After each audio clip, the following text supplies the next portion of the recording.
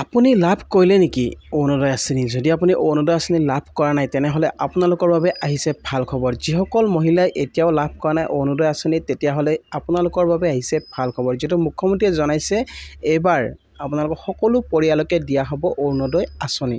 কোনসকল মহিলাই লাভ কৰিব অৰুণোদয় আঁচনি? এবাৰ যিহেতু মুখ্যমন্ত্ৰীয়ে ঘোষণা কৰিছে 3 লাখ পৰিয়ালক দিয়া হ'ব অৰুণোদয় আঁচনি। কিন্তু কেতিয়া এই অৰুণোদয় আঁচনি আপুনি লাভ কৰিব আৰু কোনসকল মহিলাই পাব? আপোনালোকে অৰুণোদয় আঁচনি ফৰ্ম পাইছে নেকি? যদি ফৰ্ম পাইছে আপুনি কি ফৰ্ম পাইছে? তো সকলো সবিশেষ আজি মই ভিডিঅ'ত লৈ আহিছোঁ।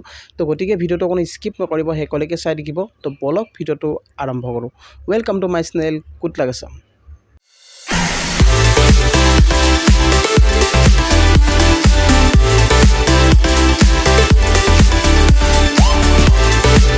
তো গাইছ আপোনালোকক যিটো জনাব বিচাৰিছোঁ, মুখ্যমন্ত্ৰীয়ে যিটো ঘোষণা কৰিছে এবাৰ 3 লাখ মহিলাই লাভ কৰিব। আগতে যিসকল মহিলাই অৰুণোদয় আঁচনি পোৱা নাছিলে বা আপুনি যদি কিস্তি লাভ কৰা নাছিলে তেনেহ'লে এতিয়াৰ পৰা যিহেতু চৰকাৰে কৈছে যে সকলো মহিলাই লাভ কৰিব এই সুবিধা। তো কোনসকল মহিলাক দিয়া হ'ব? যিসকল দৰিদ্ৰ পৰিয়াল লোক আছে, যিসকলে আগতে কিস্তি পোৱা নাছিলে বা সেই কিস্তি নোপোৱা পৰিয়ালৰ সকলো মহিলাই পাব এতিয়াৰ পৰা, যিহেতু মুখ্যমন্ত্ৰীয়ে কৈছে যে সকলো মহিলাই লাভ কৰিব। তাৰমানে চাওক, আপোনাৰ যদি ৰেচন কাৰ্ড পাইছে, আপুনি ৰেচন কাৰ্ড পাইছে নেকি? যদি আপুনি ৰেচন কাৰ্ড লাভ কৰিছে তেনেহ'লে আপুনি নিশ্চিত থাকক আপুনি অৰুণোদয় আঁচনি পাব। তো মুখ্যমন্ত্ৰীজনে যিহেতু জনাইছে যে যিসকল মহিলাই ৰেচন কাৰ্ড লাভ কৰিছে ইতিমধ্যে সকলো মহিলাক দিয়া হ'ব অৰুণোদয় আঁচনি। আৰু এইবাৰ আপোনালোকে অৰুণোদয় আঁচনি যিহেতু আগতে 1250 টকা পাইছিলে, এবাৰ হয়তো বৃদ্ধি কৰিব পাৰে ইলেকশ্যনৰ পিছত। কিন্তু কেতিয়া? বিজেপি চৰকাৰ আহিলে পাব নেকি, না বিজেপি চৰকাৰ নাহিলে নাপায়? তো তেনেকুৱা ধৰণৰ বহুতো যিহেতু কথা ওলাইছে বা আপোনাক ক'ব খুজিছোঁ, যদি এই চৰকাৰখন নাথাকে তেনেহ'লে আপুনি পাবনে এই সুবিধা? যদি থাকে তেতিয়াহ'লে পাব। তেনেকুৱা একো নহয়, আপোনালোকক ক'ব খুজিছোঁ যদি এবাৰ আপোনালোকৰ যিহেতু মুখ্যমন্ত্ৰীয়ে কৈছে যে অৰুণোদয় আঁচনি দিম বুলি আপোনালোকক সকলো মহিলাকে, এবাৰ যিহেতু মুখ্যমন্ত্ৰী এবাৰ আপোনালোকক দিম বুলি কৈছে, আপোনালোকক দিবই। তো আপোনালোকে এইবাৰ 3 লাখ মহিলাই লাভ কৰিব অৰুণোদয় নতুনকৈ। তো ইয়াত চৰকাৰৰ লগত কোনো কথা নাই, যি চৰকাৰে নাহক কিন্তু আপোনালোকে এই সুবিধাখিনি লাভ কৰিব। আৰু অৰুণোদয় আঁচনি যিহেতু আপোনালোকক এবাৰ যিহেতু চেংচন হৈ গৈছে, আপোনালোকে সেই বস্তুটো আপোনালোকে পাই থাকিব। কিন্তু আপোনালোকে যদি আপোনাৰ ৰেচন কাৰ্ড লাভ কৰিছে, তেনেহ'লে আপুনি অৰুণোদয় আঁচনি পাব আৰু নতুনকৈ এবাৰ 3 লাখ মহিলাক সামৰি লোৱা হ'ব। আৰু আপোনালোকক ক'ব খুজিছোঁ, যিহেতু অৰুণোদয় আঁচনিৰ এখন ফৰ্ম ওলাইছে, সেই ফৰ্মখন আপুনি ফাইল কৰিছে নেকি? তো আপোনালোকক ক'ব খুজিছোঁ, এই ফৰ্মখন যদি আপুনি ফাইল কৰিছে তেনেহ'লে এই ফৰ্মখন ফাইল কৰাৰ পিছত আপুনি লাভ কৰিব নে নকৰে? তো কিমান দূৰ সঁচা কিমান দূৰ মিছা আজি মই ভিডিঅ'ত আপোনালোকক জনাম। তো ভিডিঅ'টো একেবাৰে স্কিপ নকৰিব। ইয়াত আপোনালোকক প্ৰথমতে ফৰ্মখন দেখুৱাব খুজিছোঁ। অৰুণোদয় আঁচনিৰ যিখন ফৰ্ম ওলাইছে সেই ফৰ্মখন আপোনালোকে জানি লওক। তো কি ফৰ্ম? তো গাইছ আপোনালোকে এই ফৰ্মখনৰ বিষয়ে জানি লওক। এই ফৰ্মখনত কি লিখা আছে? তো এই ফৰ্মখনত যিহেতু আপোনাৰ লিখা আছে, প্ৰথম যিটো পত্ৰ 1ত আপোনাৰ লিখিছে, যিহেতু ইয়াত আপোনাৰ ৰেচন কাৰ্ড থকা প্ৰতিটো পৰিয়াললৈ পৰ্যায়ক্ৰমে অৰুণোদয়। আপোনাৰ যদি ৰেচন কাৰ্ড আছে তেনেহ'লে আপুনি লাভ কৰিব অৰুণোদয় আঁচনি। আৰু ৰেচন কাৰ্ড থাকিলে যিহেতু মুখ্যমন্ত্ৰীগৰাকীয়ে যিহেতু জনাইছে আপোনালোকক ৰেচন কাৰ্ড থাকিলে দিয়া হ'ব অৰুণোদয় আঁচনি। আৰু ইয়াত লিখিছে যে এয়া ডবল ইঞ্জিন চৰকাৰৰ গেৰেণ্টি। ইয়াত আপোনালোকক ডবল ইঞ্জিন যিহেতু চৰকাৰৰ গেৰেণ্টি বুলি কোৱা হৈছে। আৰু ৰেচন কাৰ্ড থকা পৰিয়ালৰ ইয়াত মুৰব্বীৰ নামটো লিখিব দিয়া হৈছে, তাৰপিছত ৰেচন কাৰ্ড নম্বৰটো দিয়া হৈছে। তো ৰেচন কাৰ্ড নম্বৰটো আপোনালোকে ইয়াত লিখি দিব। তাৰপিছত ইয়াত লিখিছে পৰিয়ালটোৰ যিগৰাকী মহিলাৰ নামত অৰুণোদয় আঁচনিৰ বাবে আবেদন কৰা হ'ব তেখেতৰ নামটো আপুনি লিখিব লাগিব। তাৰপিছত নেক্সট ইয়াত লিখিছে গাঁও, আপোনাৰ গাঁও নামটো দিব, তাৰপিছত আপোনাৰ ডাকঘৰটো দিব, তাৰপিছত পিন নম্বৰটো আপুনি ইয়াত দিব লাগিব। তো ইয়াত লিখিছে বুধৰ নাম আৰু নম্বৰ, বিধানসভা সমষ্টিৰ নাম, তাৰপিছত ফোন নম্বৰ দিছে আৰু ইয়াত দিছে পৰিয়ালৰ মুৰব্বীৰ স্বাক্ষৰ। তো এতিয়া আপোনালোকে কওক, এই ফৰ্মখন ফাইল কৰিলে আপুনি লাভ কৰিব নে নকৰে? তো ছেকেণ্ড পাৰ্টটো আপোনালোকক দেখুৱাব খুজিছোঁ, পত্ৰ 2।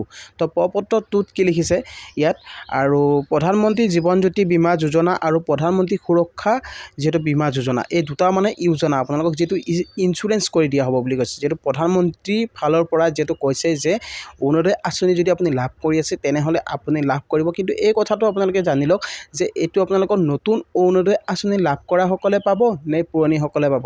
তো ইয়াত কোনো ধৰণৰ কথা নতুন পুৰণি বুলি মেনশ্যন কৰা নাই, আপোনালোকে পুৰণা হিতাধিকাৰীয়েও লাভ কৰিব এই সুবিধা। আৰু আপুনি জানেনে আপোনাৰ ৰেচন কাৰ্ড আপোনাৰ পৰিয়ালৰ এক অবৈধ সুৰক্ষা কবচ যিহেতু ইয়াত কৈছে আপোনালোকৰ এই ৰেচন কাৰ্ডখনেই হৈছে আপোনাৰ ভৱিষ্যত। ৰেচন কাৰ্ড থকা প্ৰতিটো পৰিয়াললৈ বিজেপি চৰকাৰে আগবঢ়াইছে আয়ুষ্মান কাৰ্ডৰ বিনামূলীয়া চিকিৎসা সেৱা। যদি আপোনাৰ ৰেচন কাৰ্ড আছে তেনেহ'লে আপুনি লাভ কৰিছে আয়ুষ্মান কাৰ্ড। কিছুমানে হয়তো পোৱা নাই বা কিছুমানে লাভ কৰিছে আয়ুষ্মান কাৰ্ড। আৰু ইয়াত কৈছে তদুপৰি পৰিয়ালটোৰ মূল উপাৰ্জনকাৰীজনক বিনামূলীয়া জীৱন বীমা। যদি আপোনাৰ মেইন যিজন পৰিয়ালৰ মুৰব্বী আছে সেই মুৰব্বীজনক দিয়া হ'ব মানে ইঞ্চুৰেঞ্চৰ সুবিধা আৰু দুৰ্ঘটনা বীমা প্ৰদান কৰা হ'ব। তো পৰিয়ালৰ মেইন মুৰব্বী হ'লে আপোনাৰ কোন হ'ব চাওক, আপুনি যদি অৰুণোদয় আঁচনি লাভ কৰি আছে, আপুনি মহিলা হয়, আপোনাৰ হাজবেণ্ডে এই সুবিধাটো লাভ কৰিব। মানে ইঞ্চুৰেঞ্চটো যদি কিবা হৈ যায় তেনেহ'লে এই ইঞ্চুৰেঞ্চটো আপুনি পাব। আৰু ইয়াত কৈছে এতিয়াৰ পৰা প্ৰধানমন্ত্ৰী জীৱন জ্যোতি বীমা যোজনা আৰু প্ৰধানমন্ত্ৰী সুৰক্ষা যোজনাৰ বাৰ্ষিক প্ৰিমিয়ামৰ সম্পূৰ্ণ দায়িত্ব গ্ৰহণ কৰাৰ পৰিকল্পনা কৰা হ'ব। ইয়াত কৈছে যে আপোনালোকে কোনো ধৰণৰ প্ৰিমিয়াম দিব নালাগে, সম্পূৰ্ণ দায়িত্ব যিহেতু চৰকাৰে ল'ম বুলি কৈছে। আপোনালোকক যিহেতু এই প্ৰিমিয়ামসমূহ চৰকাৰে গ্ৰহণ কৰিব বুলি এই ফৰ্মখনত যিহেতু লিখিছে। আৰু এই ফৰ্মখনত কি লিখিছে চাওক, পৰিয়ালৰ মূল উপাৰ্জনকাৰীৰ নাম, এই বস্তুখিনি আপোনাৰ ফৰ্ম 1তো আছে। তো এটা বস্তু আপোনালোকে ইয়াত জানি লওক, প্ৰপত্ৰ 1তো দিছে, প্ৰপত্ৰ 2তো আপোনাৰ ইয়াত দিছে, এইখিনি ছেম বস্তুৱে দিছে। তো বিধানসভা সমষ্টিৰ নাম ইয়াতো দিছে। তো এই কথাটো আপোনালোকে এতিয়া চাওক যে এই ফৰ্মখন ফাইল কৰিলে আপুনি পাবনে নাপায়। তো বহুতেই যিহেতু কৈ আছে এইখন ফৰ্ম একচুৱেলি ভুৱা পত্ৰ হয় বুলি, কিন্তু একচুৱেলি এই ফৰ্মখন আপোনালোকক নিৰ্বাচনী প্ৰচাৰৰ কাৰণে দিয়া হৈছিল, কিন্তু এই ফৰ্মখন আপুনি ফাইল কৰিলে নাপায়। কিন্তু নেক্সট হয়তো আপোনালোকক এখন ফৰ্ম দিব পাৰে, সেই ফৰ্মখন দিয়াৰ পিছতহে আপুনি অৰুণোদয় আঁচনিৰ সুবিধা লাভ কৰিব। আৰু আপোনালোকক যিটো চৰকাৰে কৈছে যে আপোনালোকে এবাৰ 3 লাখ মহিলাই লাভ কৰিব এই সুবিধা। তো এই ফৰ্মখন আপুনি ফাইল কৰিছে যদি আপুনি সুধি চাওক, আপোনাৰ ওচৰত যিটো কেন্দ্ৰ আছে পঞ্চায়তত আপোনালোকে যাওক বা আপুনি মহকুমা অফিচত সুধি চাওক এই ফৰ্মখন ফাইল কৰিলে লাভ কৰিব নে নকৰে। যদি আপুনি নকৰে বা কৰে তেনেহ'লে আপোনাৰ কোনো কথা নাই, এই ফৰ্মখন আপুনি ফাইল কৰি জমা দিব পাৰে, কোনো অসুবিধা নাই। কিন্তু আপোনালোকৰ নেক্সট আপোনালোকে আৰু এখন ফৰ্ম যিহেতু অৰুণোদয় আঁচনি মুকলি কৰা হ'ব, কিন্তু সেই ফৰ্মখন ফাইল কৰিলেহে আপুনি লাভ কৰিব অৰুণোদয় আঁচনি। আৰু অৰুণোদয় আঁচনি যিহেতু আপোনালোকক জনাব বিচাৰিছোঁ, এবাৰ 3 লাখ মহিলাই লাভ কৰিব এই সুবিধা। আৰু এই সুবিধা প্ৰতিগৰাকী দৰিদ্ৰ মহিলাই লাভ কৰিব। এবাৰ যিহেতু চৰকাৰে কৈছে যে সকলো মহিলাকে, যিসকল মহিলাৰ ৰেচন কাৰ্ড থাকিব সকলো ৰেচন কাৰ্ড থকা পৰিয়ালকে দিয়া হ'ব এই সুবিধা। তো গাইজ আপোনালোকে নিশ্চয় বুজি পালে। এই দুখন ফৰ্ম আপোনালোকক মই যিহেতু দেখুৱালোঁ, এই দুখন ফৰ্ম যদি আপুনি লাভ কৰিছে তেনেহ'লে আপুনি এই দুখন ফৰ্ম চাই লওক। আপোনালোকে চাই চিতিহে ফৰ্মখন ফাইল কৰিব। আৰু ফৰ্মখন ফাইল কৰাৰ আগতে আপুনি তেখেতসকলক সুধিব যি মানুহে আপোনালোকক দিব আহিব। আৰু আপোনালোকক যদি কোনো ধৰণৰ পইচা বা আপোনালোকক দালালে যদি পইচা বিচাৰে তেনেহ'লে আপোনালোকে কোনো ধৰণৰ পইচা দিব নালাগে। তো কিয়নো চৰকাৰে কৈছে যে কোনো ধৰণৰ দালালক আপুনি পইচা নিদিব। তো পইচা দিলে আপোনালোকৰ যিহেতু কোনো ধৰণৰ আপোনালোকৰ চৰকাৰে দায়িত্ব নলয়। তো আপোনালোকে এই ধৰণৰ কামবিলাক নকৰিব যাতে কোনো দালালে আপোনাক পইচা নোখোজে, আৰু পইচা আপোনালোকক দিলেও বা খুজিলেও আপুনি দিব নালাগে। তো এই ফৰ্মখন আপোনালোকে যদি পাইছে আপোনালোকে ফৰ্মখন ফাইল কৰক, কোনো কথা নাই। ফৰ্মখন ফাইল কৰি আপুনি জমা দিব পাৰে, কোনো অসুবিধা নাই।